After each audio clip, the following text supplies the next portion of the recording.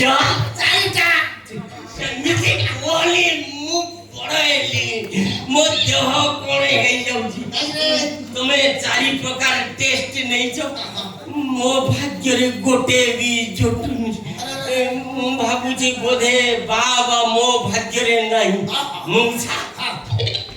ତମର ତ ବୟସ ହେଇଗଲାଣି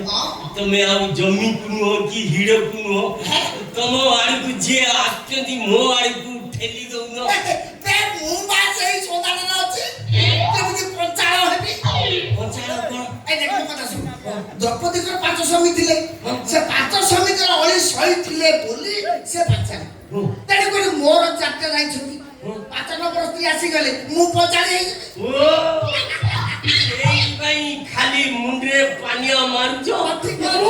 ପ୍ରଥମେ ଯୋଉ କାମରେ ଆସୁଛ ସେଇ କାମଟା ସାରିବା ରାତିରେ ମୋର ଡ୍ୟୁଟି ଅଛି ପରା ଦିନରେ ରେଷ୍ଟ ନେଲେ ସିନା ରାତିରେ ଡ୍ୟୁଟି କରିବି ଆପଣ ରାତିରେ ଡ୍ୟୁଟି କରନ୍ତି କୋଉଠି କରନ୍ତି ମେଡିକାଲ କି ଡ୍ୟୁଟି କରନ୍ତି ଏଇ ଲୋକମାନେ ଡ୍ୟୁଟି କରେ ସେମିତି କୁହନି ମୁଁ ବଡ଼ ହେଇଗଲିଣି ମୋ ଦେହ କଣ ହେଇଯାଉଛି ନାଇଁ ମୋ ଭାଣିଜୀ ଏବେ ନର୍ସ ଭାବେ ପୁଣି ଥରେ ଜଏନ୍ କରିଛି ସାଲାଇନ୍ ଦିଏ ଇଞ୍ଜେକ୍ସନ ଦିଏ ବ୍ୟାଣ୍ଡେଜ ବି କରେ ବ୍ୟାଣ୍ଡେଜ ବି କରନ୍ତି Oh my God, oh Lord! ମୁଁ ତ ମନେ ମନେ ସବୁ ଖୋଜୁଥିଲି ତମର କଣ ବ୍ୟାଣ୍ଡେଜ ଫ୍ୟାଣ୍ଡେଜ କରିବାର ଅଛି କି କଣ ପ୍ରାଇଭେଟ ହିସାବରେ ମୋ ଭାଣିଜୀ ଯାଇ ତମ ଘରେ କାମ କରିଦେଇ ଆସିବ ଘରେ ଯାଇ ଦବ ଯିବି ମୋ ଭାଗ୍ୟ ଚଳିଲା ରେ ସତରେ ମୋର ଏ ଭାଗ୍ୟ ହବ ତମେ ମୋର ସେବା କରିବ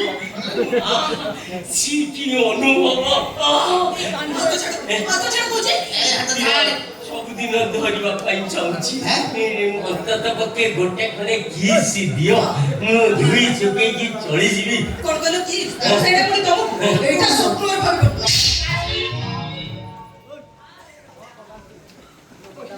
ତମକୁ ଦେଖିଲା ପରେ ମୁଁ ଖାଲି ସ୍ୱପ୍ନରେ ନୁହେଁ ଆହୁରି ଅନେକ ଆଗକୁ ଆଗେଇ ଯାଇଛି ଆଛ ପ୍ରାସାଦ ଦିଲକୁ ମୋର ବୁଝେଇ ଦିଅ ଆଛ ଆଛ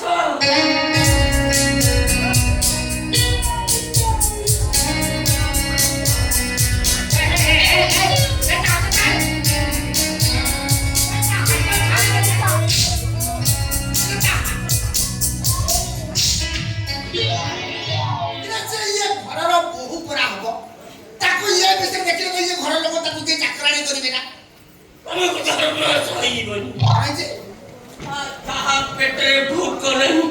ତାକୁ ମଟନ ବିରିୟାନୀ ଦଉଛ କିଏ ଭୋକରେ ତକିଆ କୁଣ୍ଡେଇକି ଶୁଉଛି ତାକୁ ଖାଲି ଭାତ ଥାଳି ଦେଖେଇ ଦେଖି ନେଇଯାଉ ଅଭିଶାପ ଦଉଛି